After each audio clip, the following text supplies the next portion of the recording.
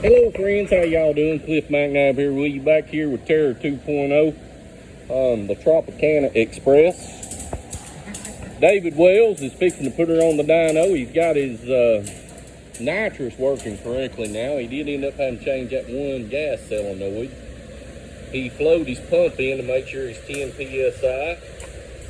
We got gas in it. David, tell us a little bit about what all you've done to this car. Oh man, what haven't I done to this car? I bypassed it. I changed it from a 74 Camaro to a 70 Camaro. Changed the tail panel, welded up the quarter panels. Built the subframe connectors, sublet the roll cage out. The lawless street cars, they did a fabulous job. I did all the tin work in the car. I did all the body work, painted the car, painted the spring, suspension and all, built that 496. It's a 14-1 solid roller motor, nitrous. Right now we're running 150 shot of nitrous, so see how it works. Look at the AFR, look at the oil pressure, make sure it functions correctly before I light it on the track down there. I set the 4-link up, set the suspension up. It's working. I have made some adjustments since that last run down there at Reynolds, so we'll see how that works out. I put all the windows in it, trimmed all the Lexan, put all the windows in it, made the driver's side window removable, so it's easier to load in the trailer. I can take that out, reach in there and steer the car. It's been a work in process. Now we're just about ready for the scene. Get it on the race scene and see how she goes. Thanks to my good friend Cliff McNabb and Lee Young. I can't thank them enough. They're awesome people. They'll go out of their way to help you get your hot rod right and ready to go. Here at Cliff McNabb Speed Shop. David, tell us about that color. A lot of people have commented on, it's a color that when you first see it, it pops out at you like, why would you go with that kind of color? But you've got a story behind that Camaro color, and you got a story about why you built this car to mirror what you have here. Tell us a little bit about that. When I was about 17, my dad bought me a 70 Camaro, and it was this color, citrus green, code 43. I raised Cain in that car on the streets of Locust Grove. I outran the police one day, and he took me up to the police chief in handcuffs.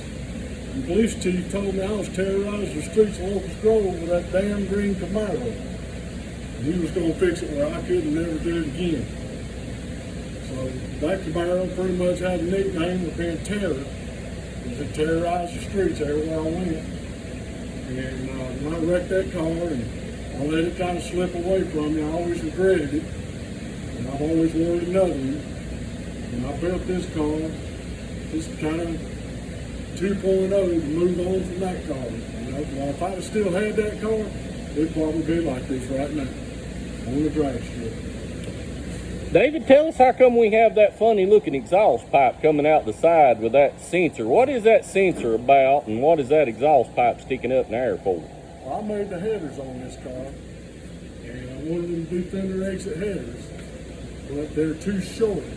I have a bone inside that header, and I had an O2 sensor in there, and I kept burning that sensor up because it's too close to number 5 and number 7 cylinders. It's supposed to be 36 inches from the cylinder head. So I made this little pipe here temporary to put on there so you can get the sensor away from the engine and get a good AFR reading. And welded this bone and welded this extension on here and got an exhaust clamp in there to hold it on. If we get it tuned right, which is pretty dang close, I think we're there.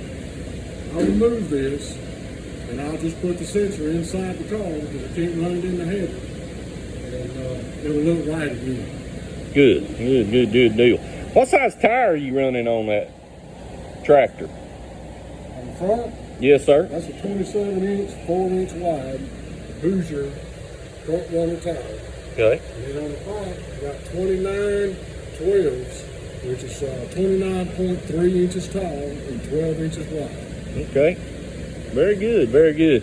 Now the carburetors, those carburetors, you had those originally done by a Pro Systems company? Pro Systems did the carburetors. I sent them 2 carburetors.